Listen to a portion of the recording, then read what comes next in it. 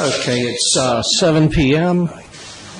and at this time I'll call to order the Board of Adjustment for March the 9th, 2017.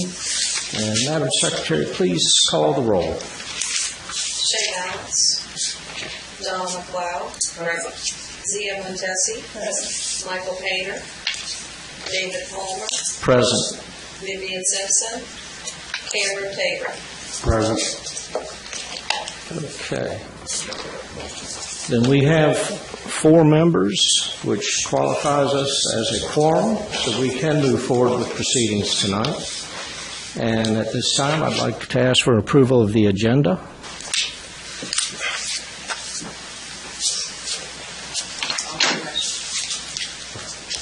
I second.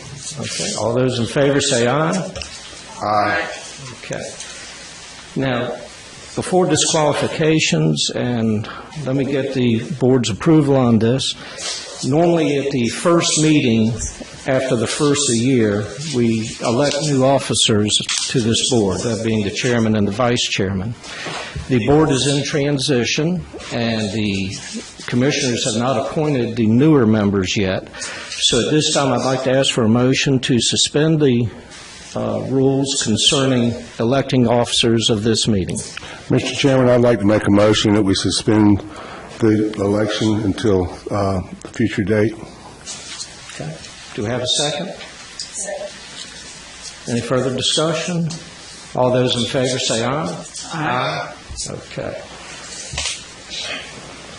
And approval of the minutes. Mr. Chairman, I'd like to make a motion to approve the minutes from the September 8th meeting. Okay. It's been quite a while, hasn't it? Yes. Okay. I'll second. Motion and a second. Any further discussion? All those in favor say aye. Aye. Aye. Great. Thank you. Any old business to be discussed? Secretary? Mr. Woody, anything? I would like to introduce Nick Aesthorpe. He is a newest member of our planning department. He works in the Crawl office. He's a development technician, and he is going to be a familiar face to the Board of Adjustment members as he's going to be helping to staff this board. So hopefully, Mr. Chairman, you and Mr. Tabor won't see him again in this capacity, but certainly the rest of the members will. So anyways, greetings to Nick, and it's I guess a good first meeting to start. Welcome, Nick. Welcome, Nick. Welcome. Okay. All right, new business. This is Board of Adjustment, 16-03, Wayne J. Birch appeal. Wayne J. Birch is appealing the administrator's decision and notice of violation that the commercial crabbing operation is in violation of the home occupation standards located at 115 Alex Lane, tax map 039A, parcel 14, section A, Crawford Township. Now, do we need to swear in those that are going to speak first, and then that's how we're going to do it this time? Okay. At this time, anybody that wishes to speak to this matter, please come forward so that you can be sworn in. We might have to share. We don't have enough, so might have to do. Take a. If you are wanting to speak, you need to come forward at this time. Even if you don't speak later.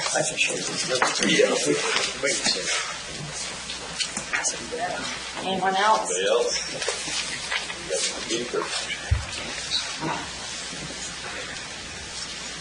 Oh, I still got 2 more coming.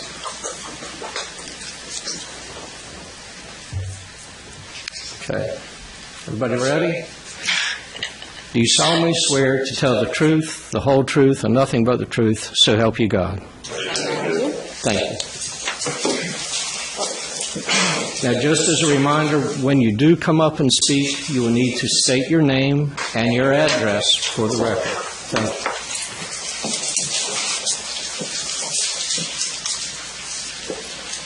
All right, are we ready? Is Ben going to take this, or you? I'm actually going to start it. Thank you. Stacy, thank you. Thank you, Mr. Chairman. Just to give you a little background, Mr. Birch's operation of a commercial fishing operation is located at 115 Alex Lane, which he has held a commercial fishing license with the North Carolina Marine Fisheries since 2001. In 2014, he received a crab shedding permit and also a dealer's license from the North Carolina Marine Fisheries. In March of 2016, the county began receiving complaints regarding the commercial operation in a single-family residence. Staff then determined that the commercial fishing operation exceeded the home occupation standards, and a notice of violation was sent to Mr. Birch in April 19, 2016. Above you, you'll see the aerials this is from our GIS county website in 2016 aerials. Kind of gives you an overview of what the site looks like. The site is highlighted in red, and you can see the other single-family dwellings around it. We have aerials that go all the way back to 1995, so I'm just going to briefly, it's kind of 2012. You can still see that he has it. 2010, crab pots, boats, things of that nature. 2008, all those little black dots, they are crab pots. They're just spread out, kind of deceiving. 2003, and again in 1995. As you can see by flipping through, it looks like the crabbing operation really started to expand its business somewhere between 2008 and 2010. The property that is there is zoned single-family residential, which allows for a home occupation to operate subject to certain conditions. You have those 11 standards in your packet tonight, so I'm not going to read each one. However, what we'll highlight is the 4 standards in which he is currently in violation of. First one being retail sales of products produced on site shall be limited to lots with street frontage on major streets. Also, second one is all vehicles used in conjunction with the home occupation are sized and located on premise in such a manner so as to not disturb the quiet nature and visual quality of the neighborhood. And there are no more than 1 vehicle per home occupation. In no instance shall any vehicle larger than 8 by 32 be parked, stored, or otherwise maintained at the site of the home occupation. Also, home occupation shall not result in regular and ongoing vehicular traffic to the home where it's located. The last thing is the property should not contain any outdoor storage of goods, display, equipment, or services that are associated with the home occupation. In the notice of violation, as you can see, there is, looks to be the 2 refrigerated units on site and another truck with a refrigerated unit.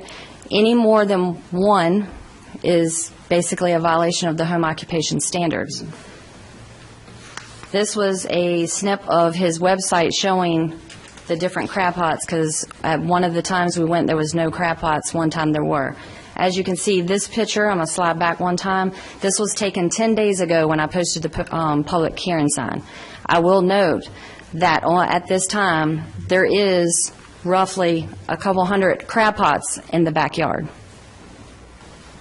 However, you can't see it visibly from the road otherwise, but you can on the other side of the canal.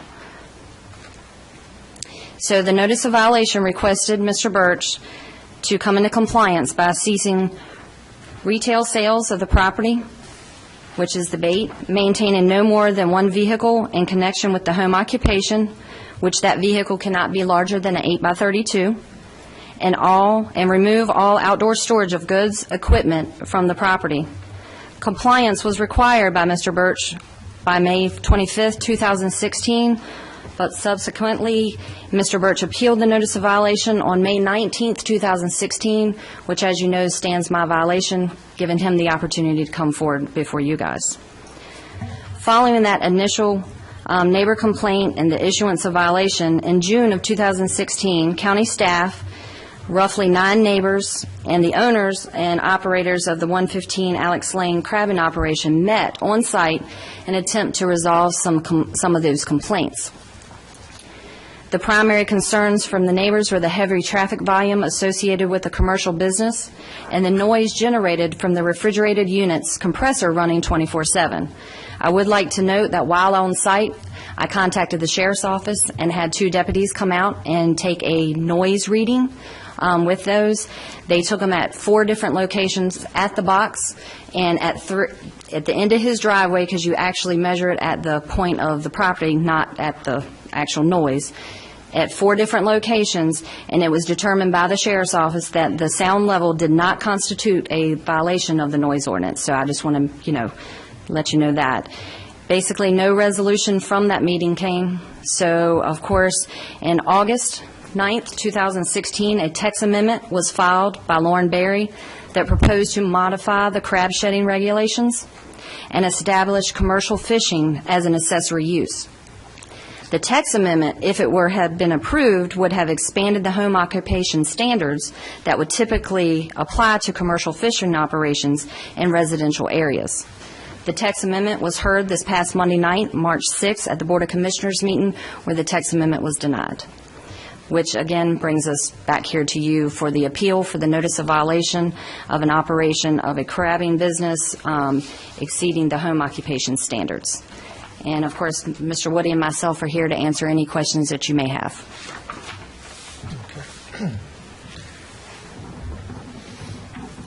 Stacy, did you see any evidence of the heavy traffic? How is that heavy traffic? I don't mean to be rhetorical or ask a stupid question, but what does heavy traffic mean? I understand it means a lot of traffic. However, did you see any evidence of that, or hear any of any that a decision could determine what the heavy traffic is? The heavy traffic would potentially be the deliveries of bait and pickup of bait by the bait company and the operators picking up the bait that he sells there on site. I can also let the neighbors, when their testimony, actually do that. I've been out to the site twice. Of course, there was a lot of traffic, but it was more, I would say, personal at that time. So, but I've only been to the site twice. I can't, attest for the 5 a.m. trucks that come in and get delivered. And of course, I'll let the neighbors speak for that. You answered my question. Thank you. Any other questions? No, not until we hear some kind of comments. Did you have any questions for Stacy or Ben? Yeah. All right. Can we reserve the right to speak to Tracy? And if you can do we reserve the right to speak to Stacy? Oh, yeah. Okay. Okay.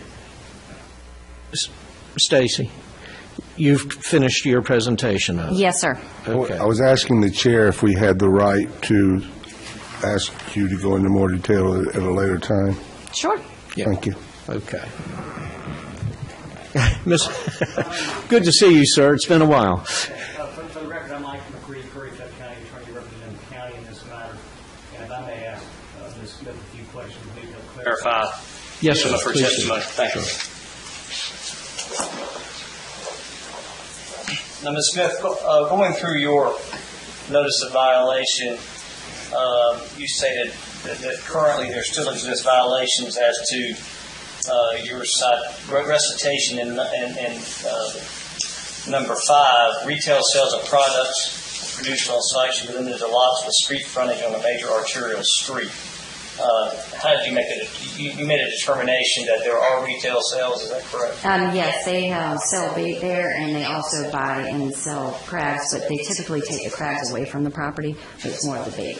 How do you make that determination? I was told by Mr. Burton that's also located on his website. Okay. And what type of street is Alex Lane? It's a state-maintained secondary road. Let me ask you another. Is it a major arterial street as defined by the UDO? No, sir.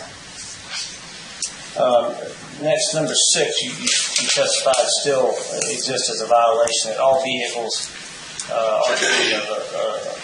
used in connection with the home occupation are of size and located on premises in such manner as to not disrupt the quiet nature.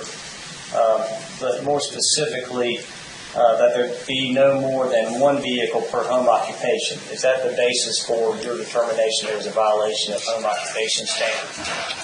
Yes, sir. Originally, when I went, there was 3, as you can see in this photo.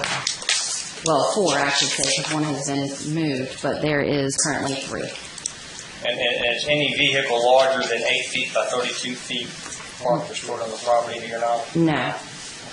It's just the number. Next, number 7, you testify that home occupation should not result in regular and ongoing vehicular traffic to the home where located, and that still is an outstanding violation.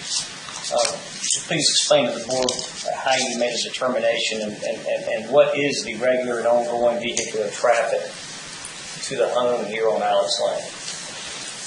Typically, the delivery of the bait that they received from there was what constituted this, and the pickup, which I understand they may not be doing that at this point, but it's the delivery of the bait and early in the morning slamming the ice trucks, you know. So at the time you At the decided time, that this yes. was a violation, that was the basis? Yes. And do you know approximately how many times a day or week bait was brought in by a truck? Depends on how many was sold. It could vary. And then lastly, the property contained no outdoor display or storage of goods, equipment, or services associated with the home occupation. You've done it pictorially from aerial photos, but could you describe verbally to the board what you've observed relative to that violation as you have visited the site? At any time, there could be anywhere from 10 to 100 or 200 crab pots on the property.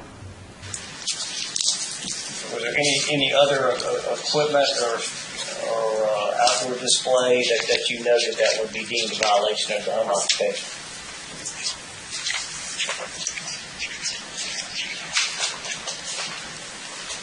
Potentially the crab shedding, that's equipment that falls under, but could fall under the home occupation or a crab shedding permit that's required separately.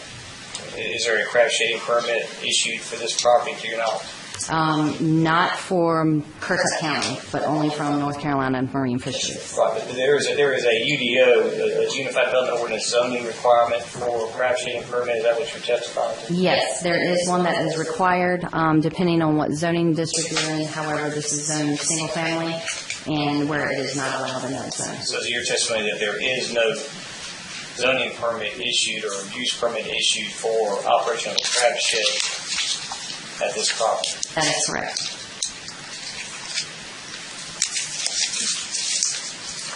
Now, you're familiar with the appellant's statement in their appeal application and the basis for their appeal?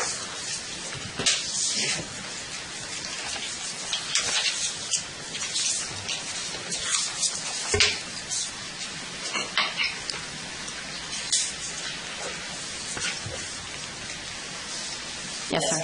And the basis for the appeal and the basis for argument that your determination is erroneous is that the UDO classifies zoning single family as single family, and then it's a site 3.4.2. The district purpose clearly states in sentence 2 that the intent will not interfere with agricultural activities. Now, to your knowledge, is there some exemption in the UDO for agricultural activities and the requirement of compliance with the Unified Development Ordinance regulation?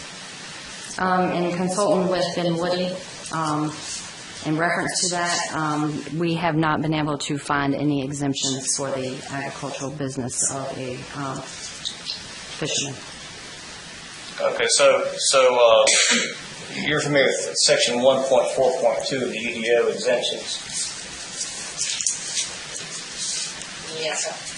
Okay, and that provides as an exemption, this is 1.4.2A2, land used for the production of agricultural products or activities related to agricultural products as defined in Section 106-581.1 of the North Carolina General Statutes would be exempt from the UDO. Is that correct?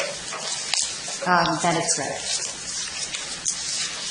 And do you know whether this particular use of crab shedding and fishing and whatever other activity you've made a determination is occurring on this property would be meet the definition in section 106.581.1 for agricultural activity?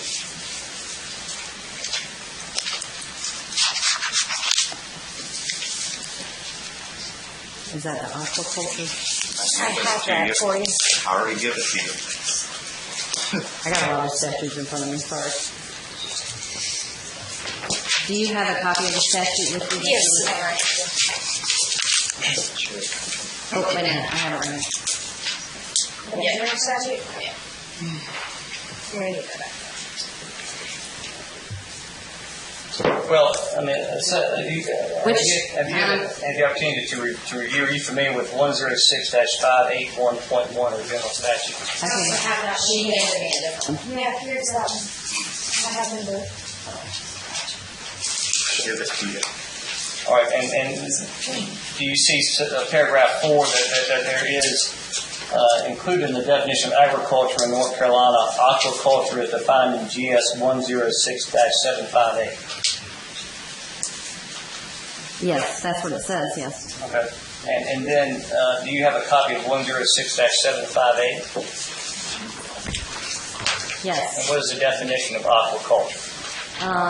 In addition to the definition, let's see, aquaculture means propagation and rearing of aquatic species in controlled or selected environments, included but not limited to ocean ranching. Okay. Have you, when you visited the site, seen that there is the propagation or the reproduction of fish or other kinds of marine species and the rearing of those species on the property? I'm not exactly 100% sure as far as what the crab shedding, how it's, molded as I'm not familiar 100% with the crab shedding, so I can answer. I mean, the crabs are brought in from the water. Yes. They're not reared from egg or from larva. Is that your understanding on that Yes. side? But they are molded and grow. Ms. Berry, if you could. Well, I was waiting for my... Oh, sorry. Okay. Sorry. We had done out for this. Gotcha. I got another one. Oh, yeah. That's yours. Nope, another one. Sorry. I've had way too much. Okay, and then a second exemption for agricultural use of property is 1.4.23 of the UDO. Is that correct? Yes. Right, and that reads, land used for the production of a non-farm product, the Department of Agriculture and Consumer Services recognized as a, quote, goodness grows in North Carolina, end quote, product that is produced on a farm subject to section 106-743.2 of the North Carolina General Statutes. Now, have you had the opportunity to take to look at 106-743.2 and determine whether the Birch property meets that definition? And consulting with, our department head, Mr. Woody, no, we do not believe so. Okay, and is that because 106-743.2 requires that there be a conservation agreement for farmland in enhanced voluntary agricultural districts to meet that exemption? Yes, sir. Okay, and to your knowledge, is this property at 115 Alex Lane subject to a conservation agreement for farmland, and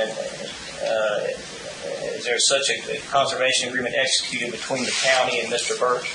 No, sir, not that I am aware of. And so then would it be your determination or your opinion that the activity occurring on this particular property, 115 Alex Lane, does not meet the exemption provision in the UDO? That is correct.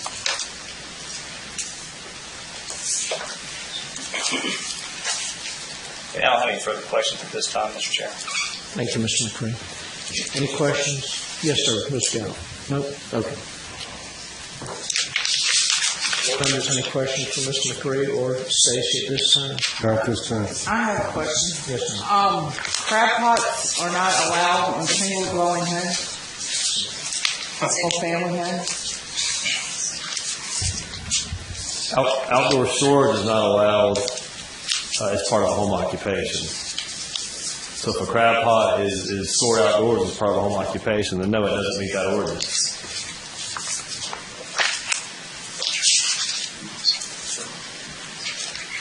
I'm not saying, Mr. Cloud, you couldn't have a crab pot at your house. It depends on the extent to which you're using it for a home-based business.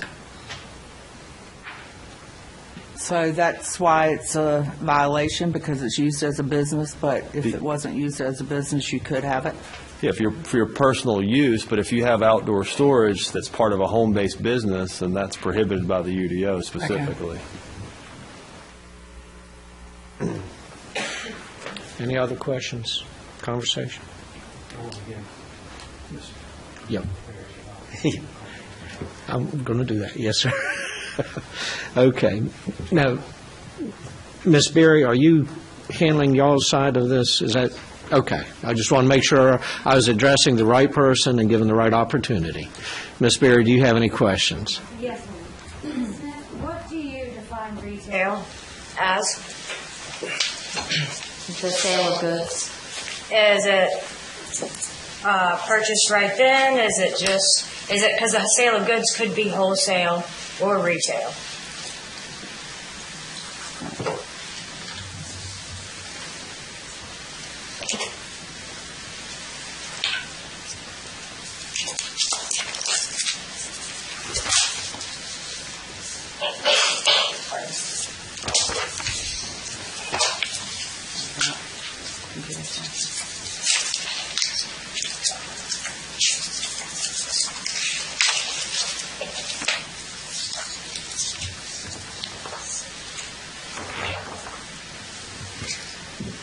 Our definition basically reads that commercial enterprises that provides goods and/or services directly to the consumer where such goods are available for immediate purchase and removal from the premises by the purchaser.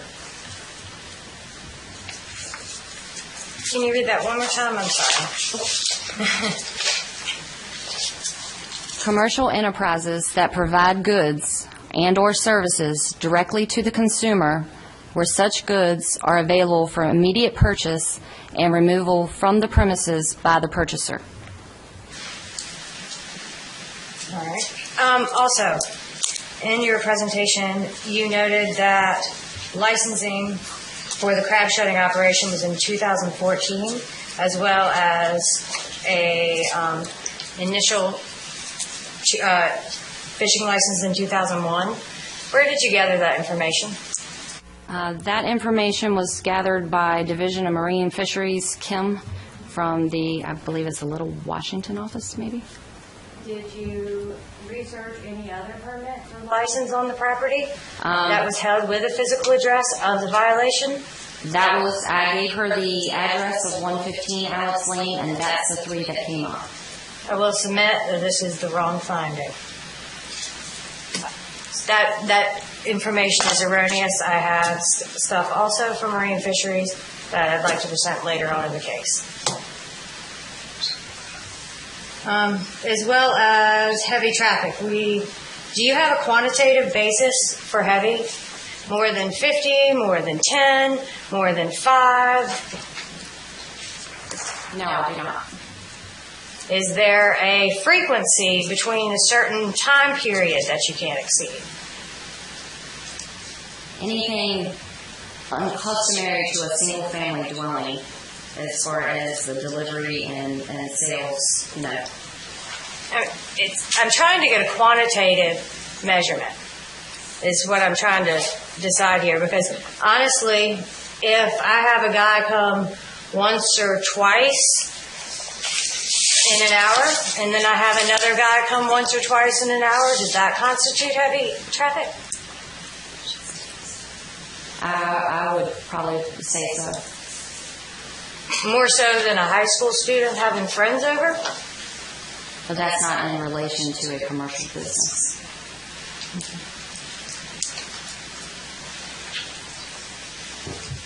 And the rest pretty much is what I have for the case. So, thank you for that clarification.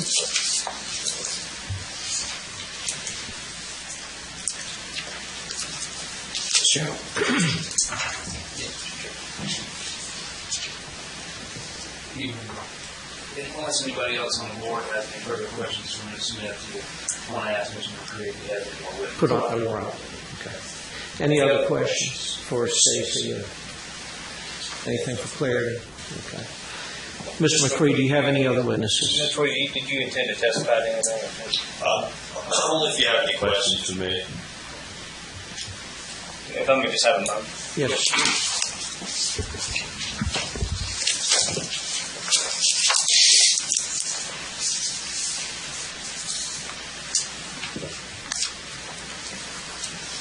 I don't have any questions. Anything further at this time, Mr. Chair? Thank you. Ms. Perry. Sorry, I apologize for my lack of knowledge of judicial proceedings. Can I clarify later a question, or should I just go ahead and ask now? Ms. Smith. It is your time to speak. Okay. Ms. Smith, do you know of when we heard this violation, if we requested a permit for the crab shedding operation?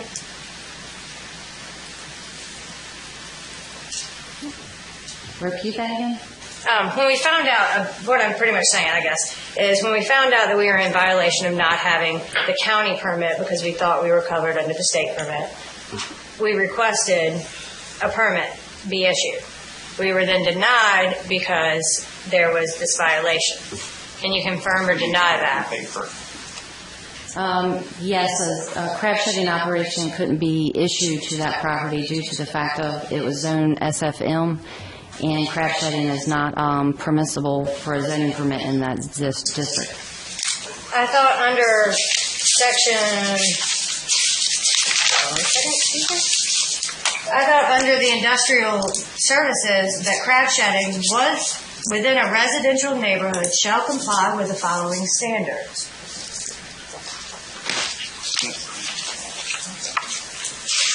And I can give you that section in just a second, I'm sure. I got lots of it. Ms. Berry, are you presenting your side of the case, or are you asking more questions from earlier? I'm just trying to clarify that I'm pretty much wanting to show that when we found out we were in violation of not having the permit, is that something I should do later? It is now time for you to present your side of the case. And Chairman Palmer, I think it's okay for her to, essentially what she's done is call Ms. Smith as a witness for her. Oh, sorry. I am not an attorney, y'all. Allow it? Yeah, I think for now I would allow it, and to give Ms. Berry a little bit of foreground, to give you some knowledge of where you're headed here. So the county's put on their evidence in their case, and now it's your opportunity to put on your evidence in your case. That can include calling Ms. Smith, which essentially you've done, and asking her questions. And when you're done with Ms. Smith, Mr. McCree will get a chance to ask her some more questions, and the board will. And then when that's done, you'll get an opportunity to either present you or Mr. Birch as witnesses or to call other witnesses. Okay, and then... Following your evidence, members of the public will be able to provide testimony, and both parties will be able to question them. They won't be able to question other people, but they'll be providing testimony and be questioned. And then when that's done, Mr. McCree will provide an argument, a closing argument, and you will provide an argument in the closing to give you a little bit more of a procedural background. Thank you so much, Mr. Campbell. All right, well then I'm done with that. So Mr. McCree, do you have any redirect or cross-examination for Ms. Smith based on Mrs. Berry's examination? I don't know if there's an answer, so I don't... I have an answer if you'd like me to answer. I just didn't want to interrupt him. Okay. Ms. Berry, would you like me to still answer your question about crab shedding? If we requested to do a permit there. Yes, you requested a permit for crab shedding in your district, which is SFM. However, it was denied.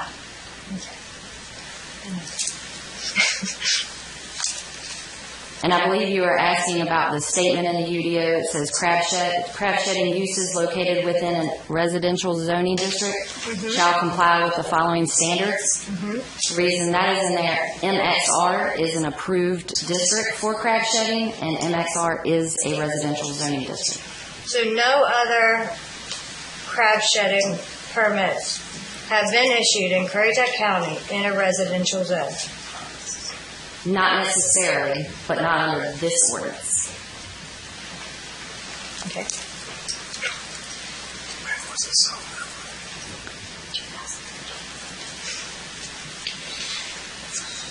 Ms. McCready, are you done, Mrs. Barris? Yes. With Ms. Smith?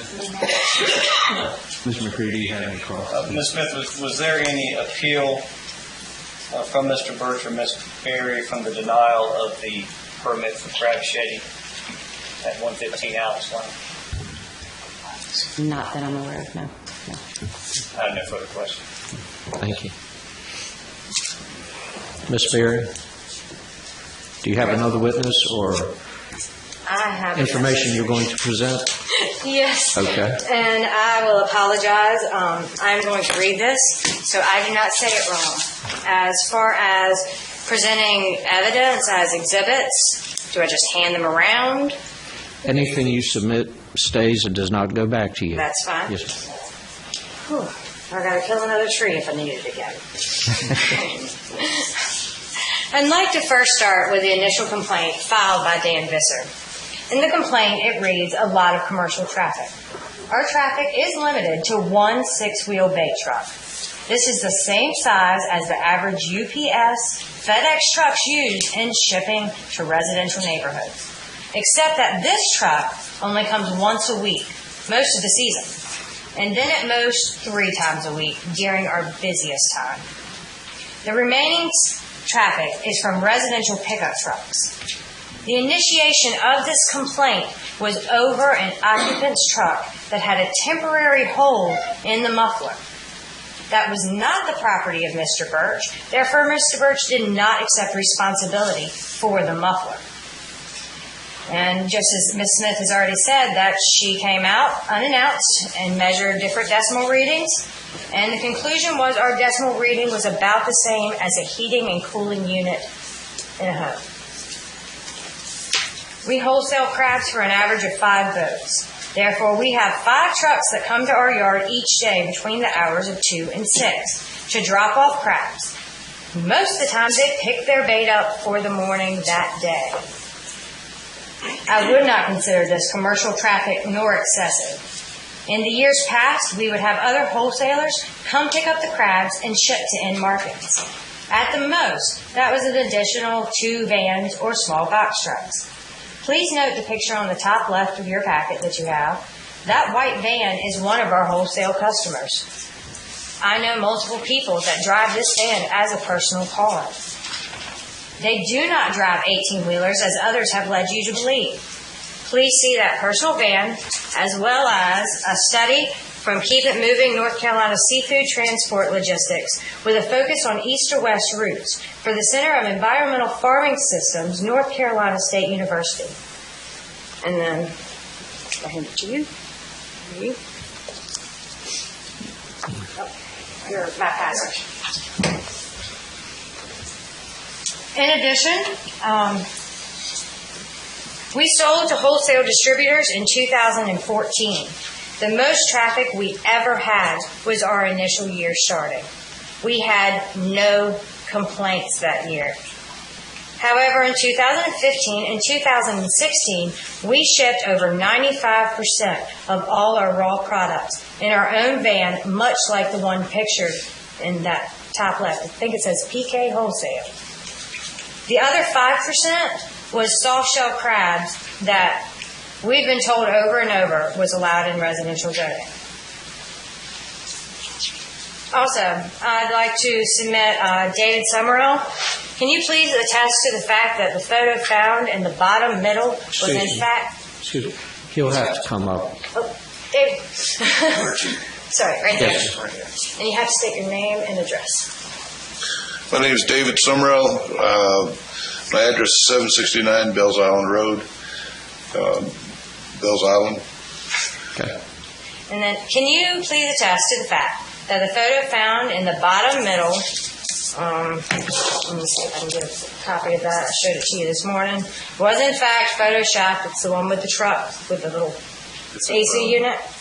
That was done on the computer so that I was putting the computer graphics together, and I put the name on the side of the truck because it really didn't fit in the picture. So it looked better on the truck, that's all. But it's not on our truck, it never has been. It was only photoshopped for a website. Yeah, for the website. All right, thank you. Also, I'd like to submit into evidence North Carolina traffic counts from 2011 to 2000. Hold on a minute. Mr. McCree, do you have any questions for the witness? No, I don't. Okay, thank you. This is the North Carolina Department of Transportation traffic counts from 2011 through 2015. As you can see, there are 4 traffic points that were measured during that. Between 2011 and 2015, the traffic on Tolls Creek by the Colony increased 20%. Pointers Road increased 23%. The point right by our road increased 18%. That percentage increase was not because we started a business. It was a correlation of the residential neighborhood. Objection as to the cause for the increase in traffic. Okay. We did not increase at a higher rate than the rest of the road. His last complaint was many children and animals in the neighborhood. I reside at 117 Alex Lane. I have a 9 and 14-year-old. There are 2 other houses on Alex Lane with children. Terry Overton is in one, and Master LaBounty is one. Can you guys please come up for a second? Theo not here? Okay, anyway. Mike LaBounty, 152 Bell's Island. I reside at 108 Alex Lane. Do you have a problem with the traffic based on danger to your children? No. Thank you. Mr. McCree? I don't have any questions. Board members? Thank you. Terry Overton is a commercial crabber that uses us. As for the animals, that doesn't need a response. Mr. Visser has also been known to attack the character of other neighbors, and to the point that Currituck County has had to release a press statement on erroneous lies. If this can be entered into evidence. I'm going to object to that. It went for the character of the complainant. He purchased the property in February of 2004 and has received seafood, participated in the crabbing operation with Mr. Birch. He and Mr. Birch were friends. Then he and Mr. Birch had a personal falling out. That's where the problem started. He was fine with the operation if he was benefiting from it. Why, after 12 years with active participation and no problem, did he start complaining? Even the date of the complaint should have been an indicator of the pure malice, March 6th. The Department of Marine Fisheries requires all gear to be removed for water cleanup on January 15th, and it stays out of the water until they're done with their cleanup, which is normally early February. Therefore, if anything, at that time of the complaint, Mr. Birch was removing outside storage. Just as Ms. Smith said, sometimes she was there and there was none. It's because we were using them. Not adding that this is literally the slowest time of the year. If he had had a true complaint, July would have been an appropriate time. But again, nothing but a pure bully tactic. Personally, he's attacked me multiple times, even in front of county staff, at the time of the meeting that Stacey Smith was there. It seems like he has an affinity for wasting the county's time in order to inflict hardship upon his neighbors. Pertaining to the violation in front of you, the planning staff has cited Mr. Birch for being in violation of the UDO section 4.3.3.k, home occupations, standard 5, 6, 7, and 10. You've all seen them before you. The first is Section 5 on the retail sales. Our business is wholesale. We do not charge sales tax. We're not even there when they pick up bait sometimes. We have a lock that's attached to their phones, and they can open it. There is not a point of sale. There is not a direct customer. They're not the end consumers. That is a piece of their fishing gear. We don't sell bait to the general public. I literally think the only person that we have sold bait to are children in the neighborhood. And they have a commercial license. All right.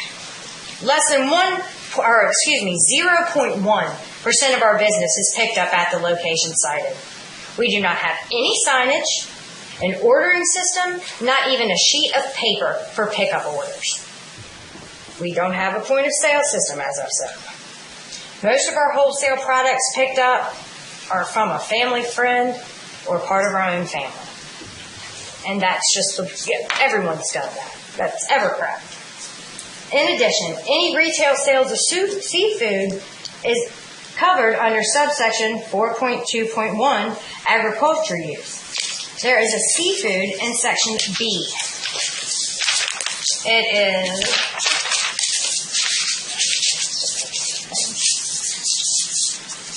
on the roadside markets.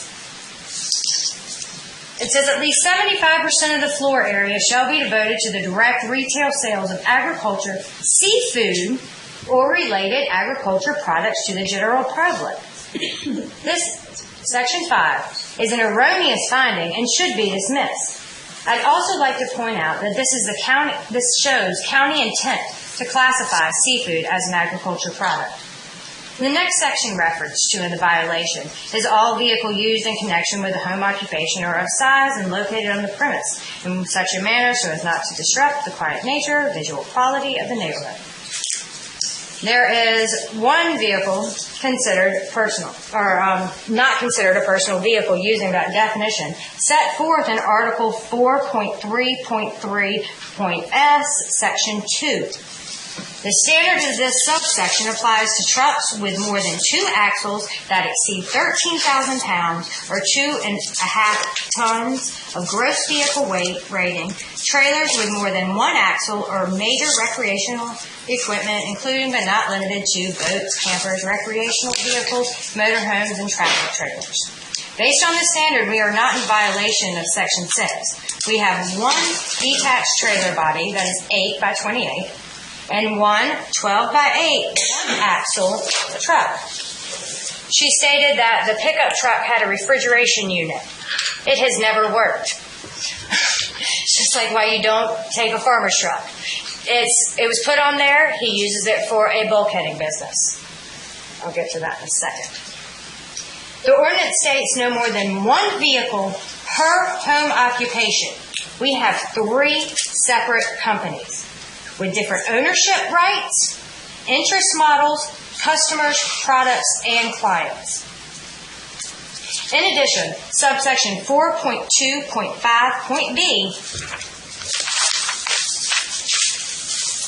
is the industrial services, and this is where the crowd shedding comes into play. When it says that it is located within a residential zoning district, they are now saying that it's supposed to be single family or RXM, I believe. That has not originally been told to us. We have an email from Donna Voliva on the planning staff to Kim Old, pretty much addressing this, saying that crowd shedding is allowed. Please get that to him. And, I mean, we looked. It wasn't like we said, hey, we're not going to do that.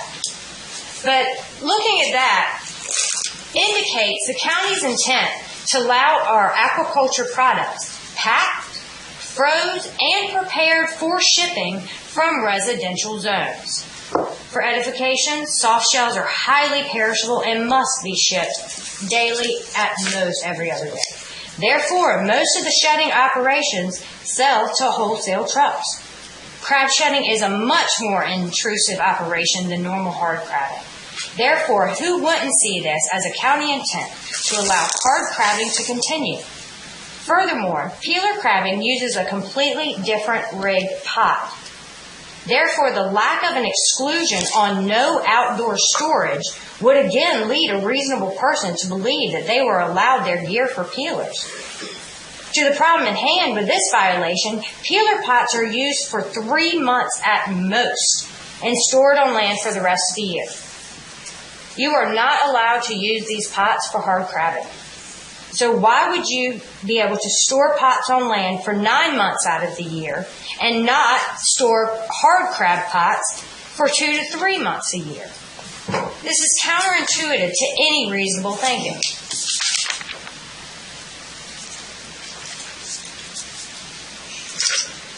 Section 7 and 8 were cited that it resulted in regular and ongoing traffic to the home where it's located.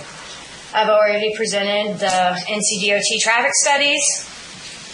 I would like to ask where it was proven that we have regular and ongoing excessive traffic. To anyone that can answer that. This is your opportunity to provide. Okay, thanks. Thanks. All right, the last section, number 10, claims that the property contains no outdoor display or storage of goods, equipment, or services that are associated with the home occupation. No outdoor display or storage of goods. Our product is a perishable product that would be of no use if we stored it outside. The only part of this violation with any merit is, in fact, the equipment located on the property. However, our heritage, means of income, persecution history, or lack thereof from this county since the original adoption of the UDO and the county's past stances have led Mr. Birch to make a capital investment since 1999. We see Exhibit C, which shows the growth trend of the area. People did not. 1 minute.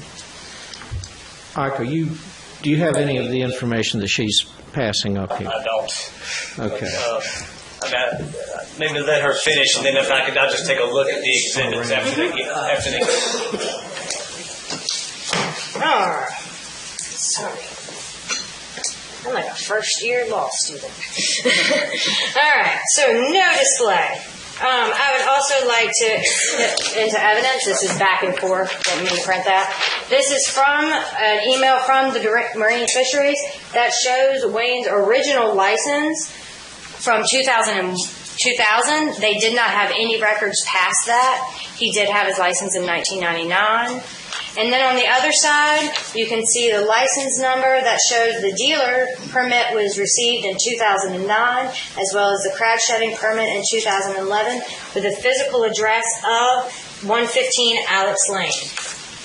Guess I fell over. Mr. Birch got his original fishing license and made a financial investment in the industry as well as a lifelong career decision. Based on those facts previously stated, he has been in constant and continued business using outdoor storage cited in this violation. He expanded his operation in 2009 to become a dealer, wholesaler under the license number 1215268 with a physical license address of 115 Alex Lane. Excuse me for repeating myself. A state license for crab shedding was acquired in 2011, permit number 1473826, with the physical address of the permit again being 115 Alex Lane. This man started his dream at 12. He worked for 20 years, a constant and continual business with outside storage, with no other complaints. Now, when he has reached his goal, we have received a violation, and no one else in the county. Please see this GIS. And also please note on the last page when you get to the most recent in 2006, I've pulled a GIS photo from another website that was taken at a different point in time. It shows the lack of outdoor storage, because as Ms. Smith has attested to, and we attest, we don't want to keep our gear in the yard. It doesn't make us any money in there.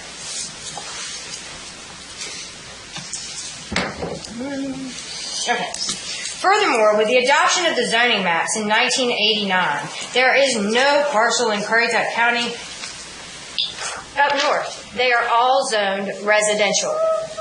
The parts that are highlighted are waterfront properties still zoned agriculture, and that is from 1989. Wayne was 5. In addition, the zoning requirements to wholesale would require an industrial zone. I'd like to know where there's an industrial zone site located on the water.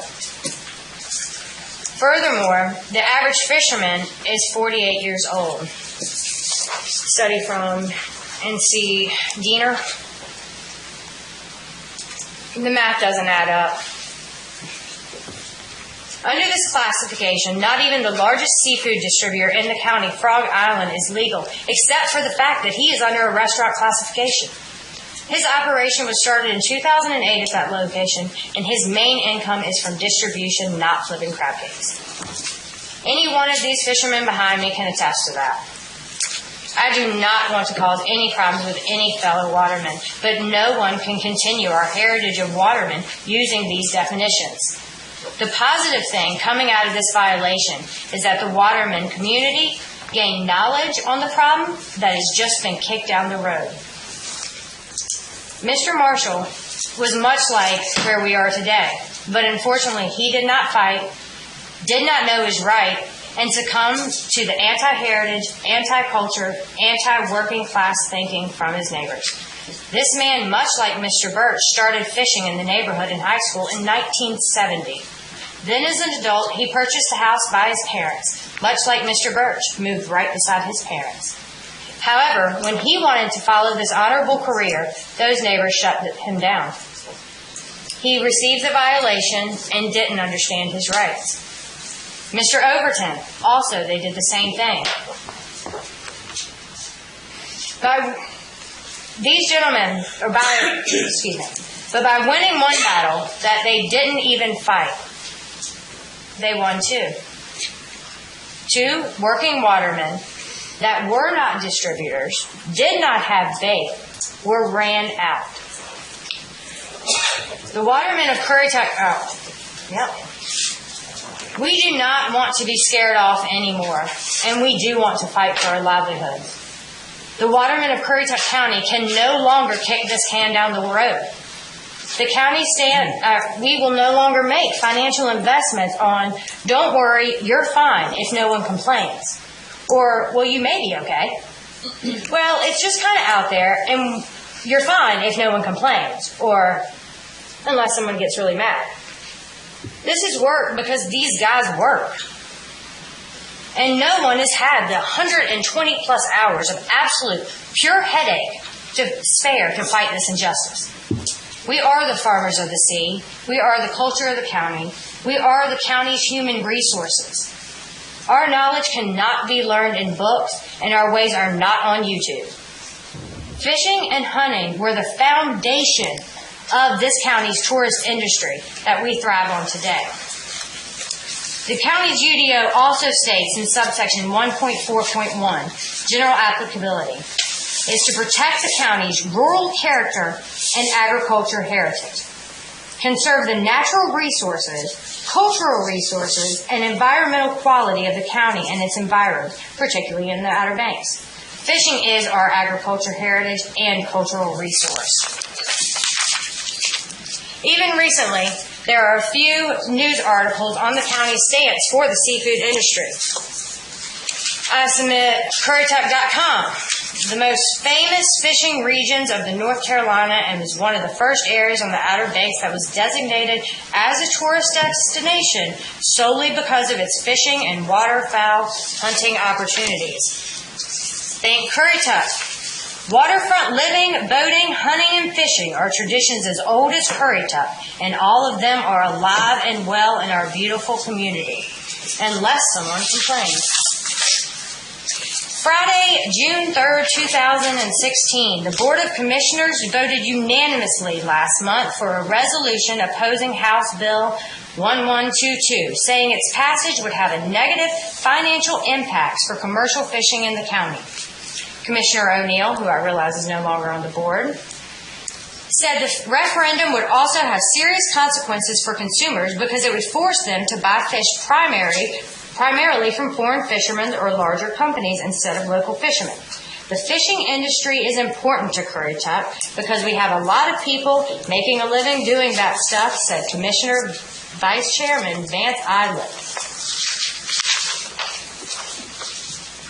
Again, April 2010, because as I said, he's been fishing since 1999. The Currituck County Commissioners sent a resolution to state lawmakers last week opposing new restrictions expected to take effect on May 15th. The restrictions would take away jobs from commercial fishing, an historically important industry in Currituck County, according to the resolution. And finally, I would like to submit, I'm not going to submit this, the Economic Development Board indicating that Outer Banks Catch was a local seafood organization that they would like to support and followed through with that support based on the importance of commercial fishing in Currituck County. Finally, I can submit to you the intents and goals of the state. I'm not going to go through this unless you would like. But most important and relevant is in 2006, the North Carolina General Assembly created the Waterfront Access Study Committee in response to public concern over the loss of traditional waterfronts, increased residential development, and rising property tax and market demand throughout the state's coastal region. In 2007, the General Assembly authorized $20 million for the acquisition and protection of the waterfront diversity. If all of this evidence does not support the lack of violation on behalf of Mr. Birch, as well as an extreme waste of our peace and happiness, from our initial appeal on May 9, 2016, we have held strong to the fact that we are classified as agriculture.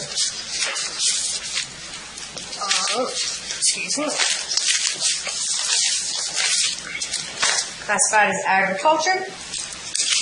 Here is the zoning ordinance. I have highlighted it so it is not able to be read over.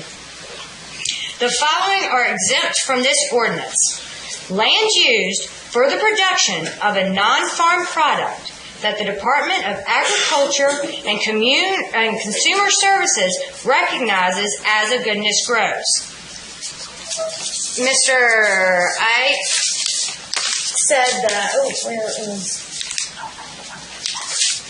on there, it says that it does not negate. It says subject to the conservation agreement for farmlands to enhance voluntary agriculture districts. That does not say that this does not count. It just says that it's subject to the conservation agreements. Furthermore, here is the definition. This is the main page to have a full document submittal.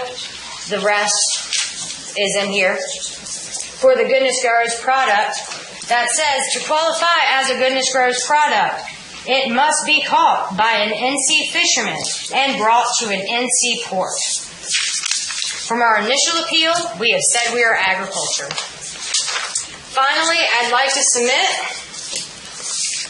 an email from the Department of Agriculture and Consumer Services Seafood Marketing Specialist that states that seafood is in fact a PAT, and as well as our acceptance letter as a Goodness Grows product. And that is all for right now.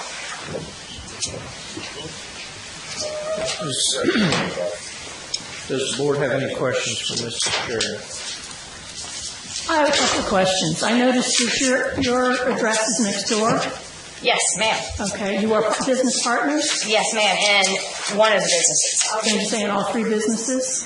Different interests, but, it's different interests for different things, but they are completely three different companies. I do not own as much in some as I do in others. Okay, but you're involved in all three of them? Yes. Storage of vehicles and crab pots, do you share some of the storage space on your property, Yes, in ma'am. your parcel? Mm-hmm. I actually own 3 parcels. Okay.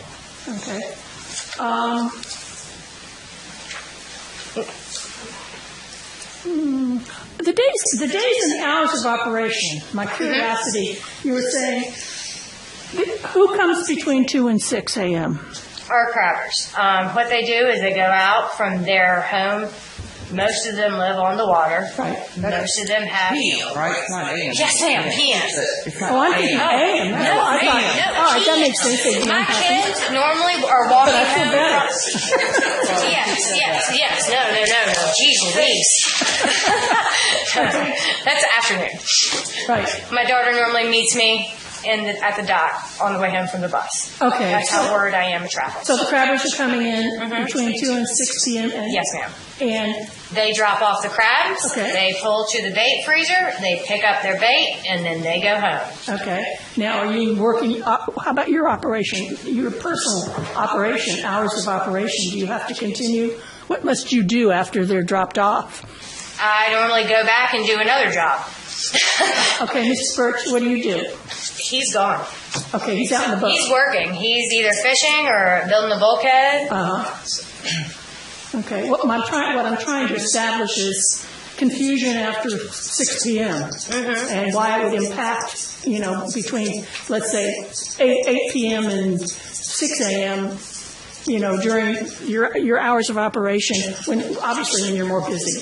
I'm curious how it would impact your neighbors. I would never say that we have never had a truck after what I consider bedtime, around 9 o'clock. I know that there's a UDO ordinance that gives a time, and honestly, right off the top of my head, I don't know it. Yeah. There are those random occasions that we have a late or early pickup. At the earliest, the bait truck, possibly around 6 to 6:30. We like to sleep as well. Our guys get bait for the morning and the afternoons, except for our home boat. Okay. It's not an operation that runs at night. Okay, I was kind of curious about that. Yeah, other than the crab shedding. The agricultural umbrella, I think, is kind of confusing, quite frankly. Yes. That's my one comment. It's not really a question, but it just came to mind. I think it's confusing. I would like to clarify, I talked with the NCC grant attorney.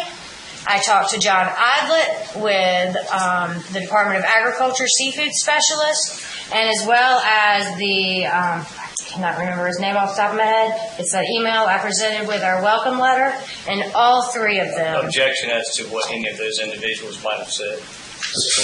Okay, would you please, can I submit their emails as an electronic signature?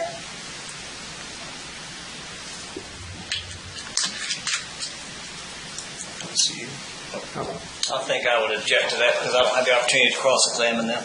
All right. I would like to motion that I at least put them into evidence, and they're in Raleigh, so they couldn't be here today. Let's see, what else? Business partner. I think those hours of operation is really bothering me. I think that was one of the biggest things. And as my comment, as I said, I think I think it's kind of very confusing, and it's obvious to me that you've made an effort, but I guess we go from there. Yeah.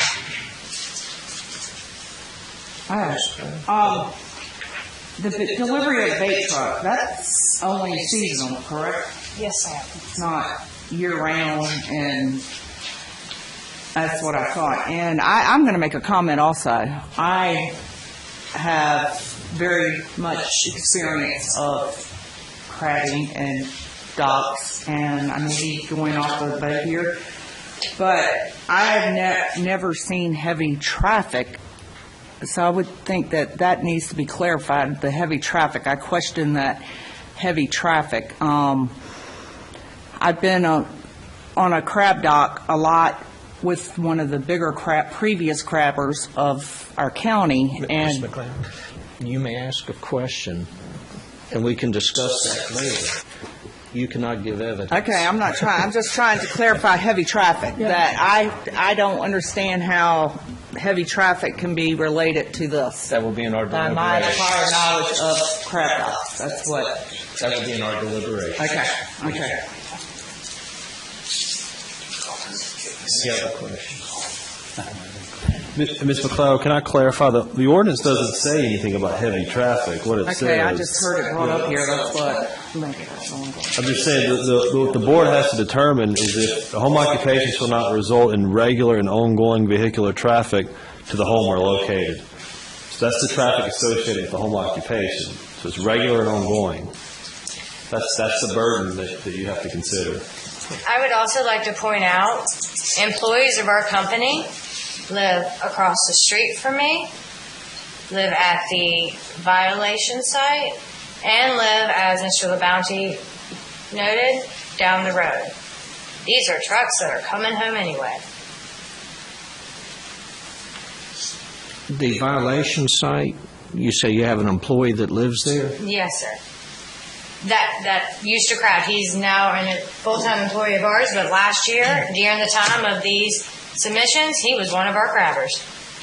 And he was bringing his crabs. I mean...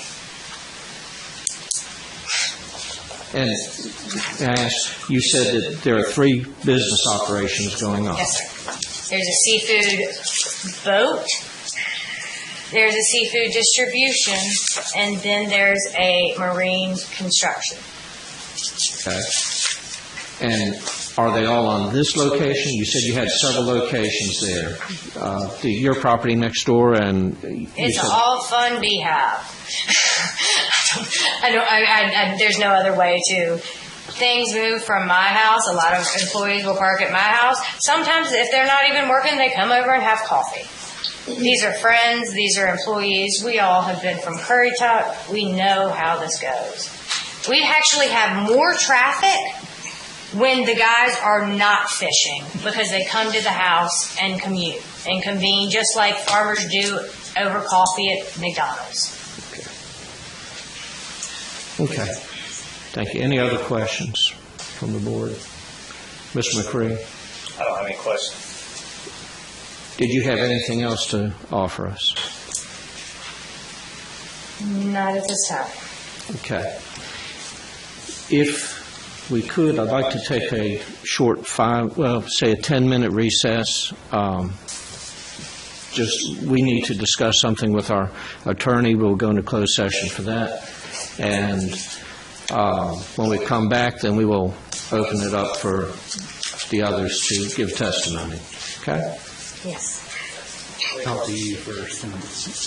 We need to talk if we're going to go into closed session. It's something different. We'll do something different that way. Okay. Let me talk to you to see what you want to do. Yes, sir. Figure out how to do it. Okay. All right.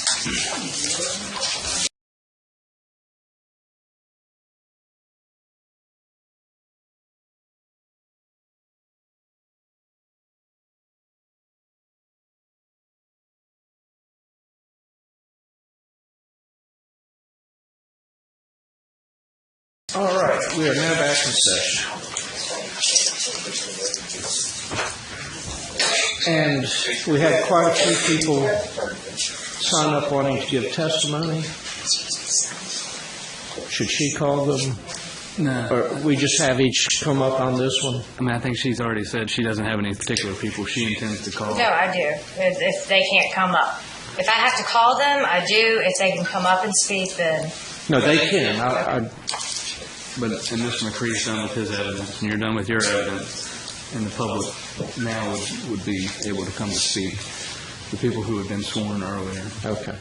Those that have been sworn in earlier, if you still would like to get up and speak, please, one at a time, come up, state your name and your address for the record. My name is Donnie Birch. My address is 122 Gregory Lane. I am Wayne's brother. There's a picture that y'all was showed previous to this one where it had the front of his house.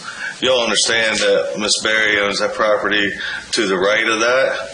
Well, mine and Wayne's mother lives on the property to the left of it. He's been doing this job since he was in high school. He would come home, go crabbing in the evenings. What? Yeah, he worked with other people doing it. He's been doing it since he was 12 years old.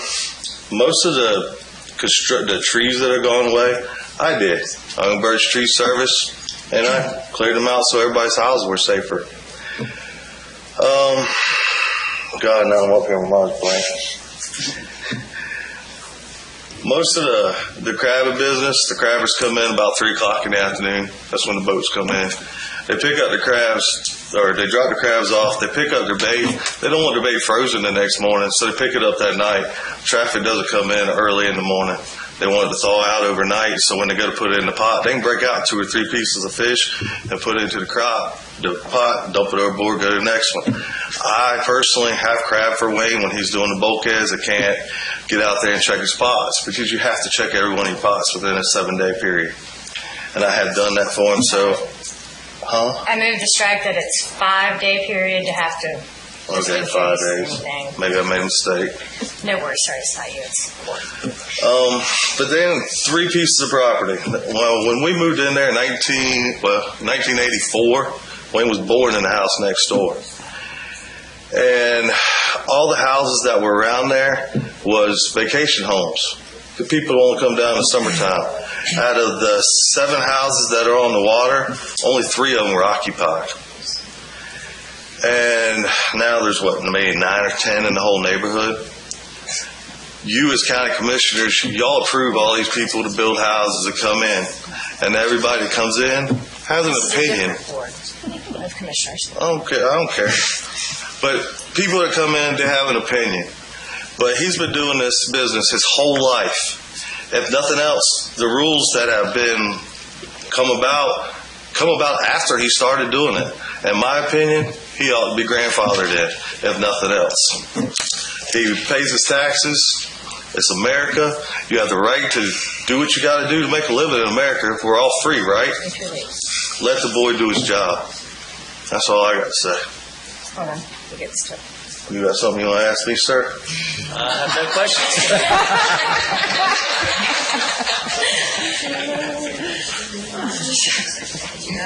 Does somebody else want to get up and speak?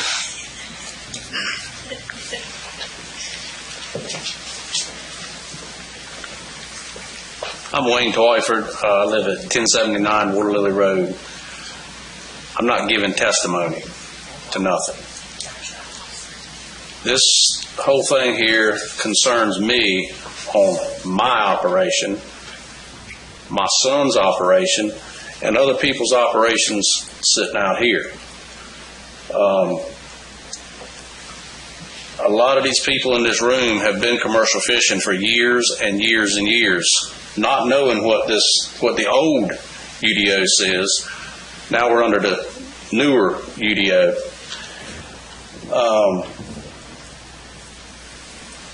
This is going to set a precedence, I believe. You know, if I'm all right, am I all right? Or am I doing my operation legally, you know, under the UDO? From what I've read here, under the Goodness Grow, we are exempt from this UDO. It says in there clearly, and I guess it's in front of y'all, that seafood caught on the North Carolina coast. Have y'all read this? I won't even bother to read it. It says to qualify, this is Goodness Grow. To qualify as Goodness Grows in North Carolina or freshness from the NC Waters member in the category of seafood, the product must be farm raised on an NC farm or caught by a NC fisherman and brought to port on NC coast. If the catch was made on the NC coast by an out-of-state fisherman but brought to port on NC coast, It is an eligible product only if the company selling the catch is a member of the GGINC or the North FFNC. Carolina. Anyway, but this clearly says that we are exempt. The General Assembly sent this down, and we are exempt as commercial fishermen. So I just urge that y'all read this. Thank you. Thank you. Any other questions? Yes, ma'am. Yes. I'm Rebecca Herring, and I have a place at 104 Meigs Drive with my sister, and then I have a lot that Mr. Birch is breaching with his pipes halfway, further than halfway up the canal. And he has the trucks and the debris that when I talked to Mrs. Berry back in June, it was unbelievable the stuff that was in the front yard. It was not neat and put away. It was trash, and it was crab pots and other debris, and of course they were doing the shedding operation at that particular time. And it is a nuisance. It is odor, and I've been there for 42 years, and I've had this place, and so I don't think that you should permit his appeal at all. You have any questions for me? Yes, ma'am. Go ahead, Mr. Chairman. Can we please pull up the GIS photo of our lot that Miss Stacy Smith has? Which year? That you can hear. It doesn't matter any year. I'll just go 2016. Sounds good. Most- Where is your lot located? My lot located, it runs Now, right please tell straight. them. Okay. My lot is located on the canal, Tulse Bay. It runs all the way, all the way around to the side to the beginning almost of Alex Drive. It is kind of goes like in a triangle. What she's saying, what she's attesting to is that she owns the navigable waterway. Half. I would like to submit that there's no real estate evidence to support that. Also, I would like to clarify, your lot is on the water side of Mr. Burgess. Your lot is waterward. It goes halfway to the water, all the way to the property line. All right, I'll redirect my question. When you drive to your property and hop in a boat, do you have to pass Wayne Birch's house to get to the Doles Bay Bay? No, not me. So you do not have to go past the pipes to get out to the water? Yes, but anybody else would. You personally? Personally, no. Okay. I do not. When you... Please keep it simple. This is not an argument. No. She came to testify on her own. You're able to ask her questions. No argument. I'm really not trying to. Okay, when you came and approached me, did you approach my worker friendly? Yes, I just asked where was... You did not curse her out? No. Okay. When you came, please stop. When you asked me to clean up... Excuse me, sir, but I would... Thank you. Mr. Birch will not call me a liar. Yes, you are. It's all hearsay right now. It doesn't even matter. Please, let's just move on. When you approached me about cleaning up the lot, was I receptive? You told me, don't shut me down, is what your words were. Don't shut me down, and I would give you approximately 2 to 3 weeks to clean up the... Did you see a marked improvement of the cleanup? There was improvement. I have to say that. It was improvement. I would also like to let you know, if you do not know about crab shedding, it is like having 4,000 infants. You have to check them. You can ask questions. Okay, sorry. Okay, based on, you said that we have that we have odor coming from our property? Yes. Have you ever filed a nuisance complaint over it? No, I have not. Have you ever filed a noise complaint over it? No, I have not. Have you ever filed any complaint whatsoever other than the one time you came to our house and we did what you requested with any other body of government, personal, or anything else? No, only attending and speaking at the commissioners' meetings. Yes, ma'am. Thank you so much. Anybody? Any other questions? Mr. McCree. Mr. McCree? I don't have any questions. Barry, thank you. Anybody else? Yes, sir.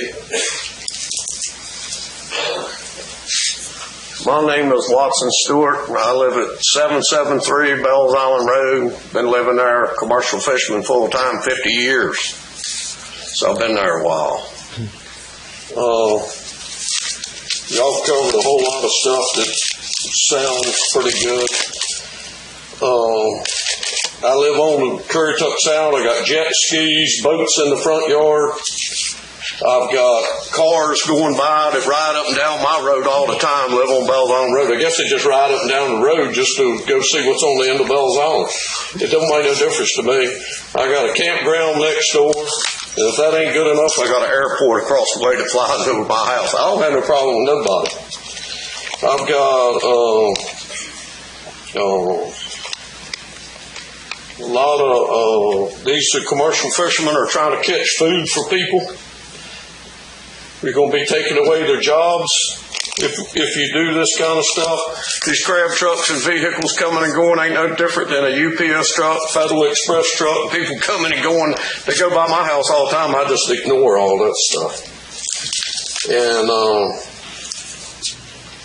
I'm not going to stay up here for a long time and just talk about nothing, but I don't think Donald Trump would be happy if y'all took all our jobs away. Hold on a second, Watson. Yeah, we got a question for you, Watson. Watson, come back. I don't even want to talk to you. Who's got the question? Does anybody have a question for Mr. Stewart? Mr. McCree? Been doing it a long time. I've seen everything change in this county, and I don't know. I guess I've always had good neighbors.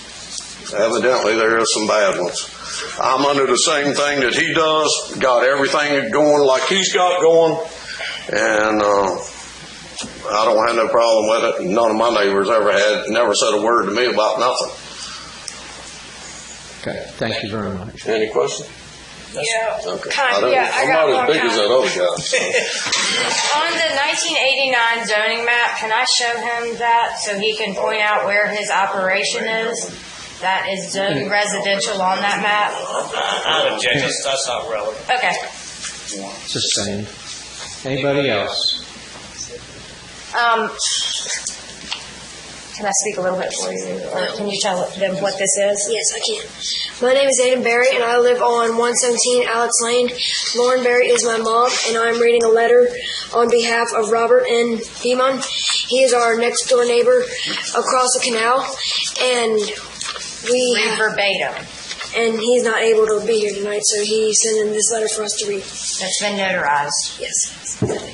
Mr. Birch, as an adjoining property owner, I have received your letter from the Currituck County Planning and Community Development Department, dated February 20th, 2017, informing me of your appeal to the administrator decision and notice violation of the home occupation standards, located at 115 Alex Lane. I was invited with the public to attend the Board of Adjustment meeting on March 9th, 2017. As your request will be heard, I will not be able to attend this meeting to show my support. However, in my place of my attendance, I offer this letter of support to make my known position on your appeal. Please share this letter with whoever you would like. It may benefit now or in the future to document at least one neighbor who is not in opposition of your crabbing operation continuing on this property. Here is my perspective. That leaves me with an offer, my support rather than my opposition. To begin with, my wife and I both love the water. Before we married, we were looking for a location to live. We were attracted to Currituck for its rural and atmosphere and access to water proximately to our work. So we built our first home in 1984 on a canal in Tolles Bay Colony, and our second home in 2004 on the canal of Tolles Bay area, or acres, sorry. Directly adjacent the subject address at 115 Alex Lane. Before we began building our house, Wayne Birch was already crabbing and working from across the canal. So I knew what kind of business we were moving in behind and appreciated the work he was doing. I also recognized that he was there first, and I figured if we don't like what he was doing, we shouldn't build there. We are the closest neighbors to Wayne Birch's crabbing operation. We have watched it operate close up year after year. The Birches have been good neighbors and good friends, and we have little reason to complain. We have lived in Currituck County on the water now for 33 years. The last 12 years on Tolles Bay Drive, where we have raised 2 daughters as a family. We have enjoyed boating, sailing, kayaking, and swimming together. The waterways around Currituck have increased my family's awareness and appreciation of nature through observing its waterfall, marine, and plant life. We have also had an ever-increased awareness and appreciation of the men and women who have made their living on the water. Watching Wayne Birch's hard work and dedication to crabbing has certainly strengthened that appreciation. You cannot live around the water in Currituck without getting to know the people who crab, fish, hunt, and guide for a living. The longer you live there, the more you recognize the rich heritage we have of people living on the water that make a living off the water. The more you get to know people who are trying to carry out that heritage, the more you realize how increasingly difficult it is to operate a crabbing or fishing business from their homes. I have become keenly aware of the difficulties Wayne Birch and Lauren Berry will be facing in the decision of the home occupation violation is upheld. The additional inconvenience and cost for purchasing land and operating from in a remote location could be an extreme hardship, or even enough to put them out of the crabbing business. What a sad loss that would be. Everyone needs to understand the hard work it takes to get those delicious blue crabs and other seafood to the markets and to our tables. We need to recognize how vital a role our local crabbers and fishermen play in the fresh seafood that Currituck County is well known for. The tradition needs to continue. Our county needs to help protect this generation of crabbers and fishermen, not contributed to force them out of business. We should not discourage the next generation of crabbers and fishermen from continuing the tradition. I encourage our friends in government to work with the Birches to create an amendment to current ordinance to allow an exemption for crabbing and fishing operations who all operate their business from their waterside home. Make sure you say it's signed. It is signed by Candace L. Robinson. I don't know that. That's the notary. Anyway, I submit this as his. It's been signed and notarized by him. County would object to the board considering the contents of this letter on the basis that he's not present and I have no opportunity to cross-examine him.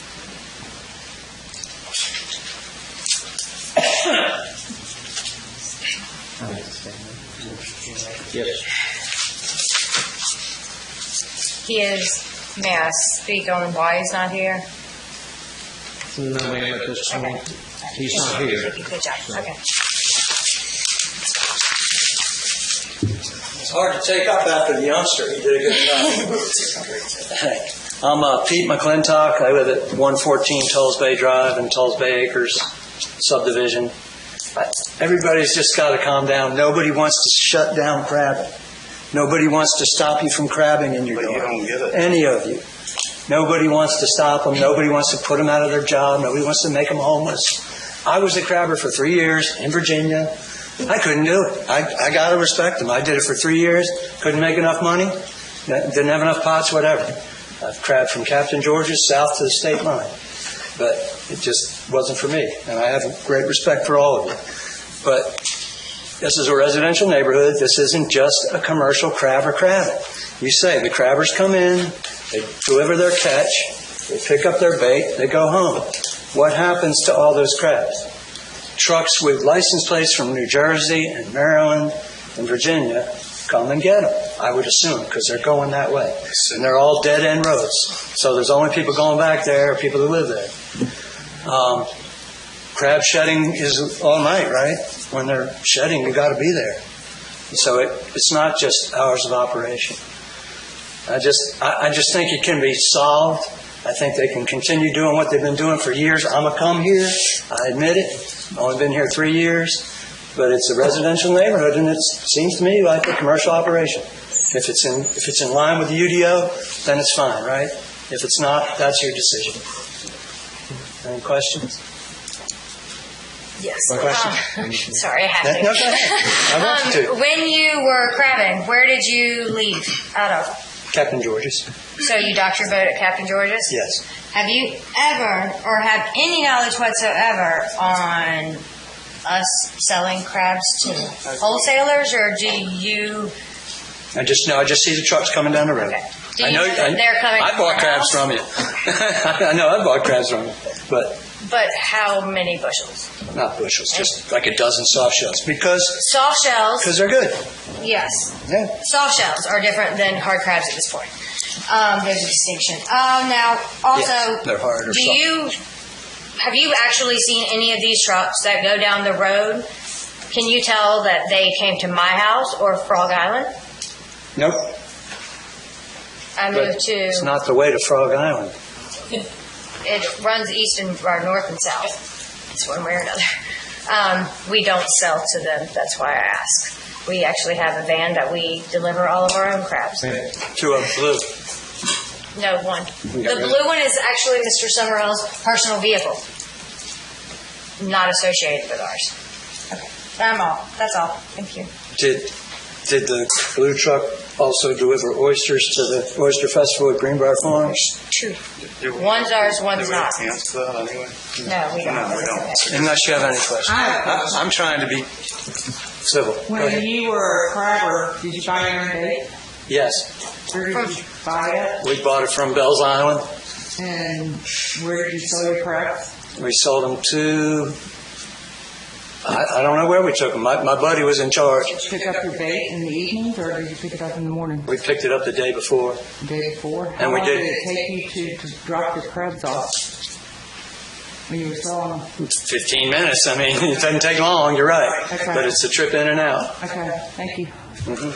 We did eel potting too. I also have a question. When you decided to purchase your home in this residential neighborhood, and you were aware, and you had experience as a crabber, you weren't aware of any of this was going on? We were aware they were crabbing. Yes. Yes. We were aware they were crabbing. And we see the boat. What do we say? Boat. Whenever we see a boat go by. And it's usually them. We're a crabber or a netter and we think it's great. It's part of living on the water. So your complaint, or what's bothering you is some trucks that you think are using them as a resource? Mm-hmm. Well, the crabs are going somewhere. Okay. I mean, they're selling them somewhere. Have you seen them actually pick up crabs? Nope. Okay, that's all. Okay. Anybody else? Just trying to be civil, just trying to smooth things over. Anybody else?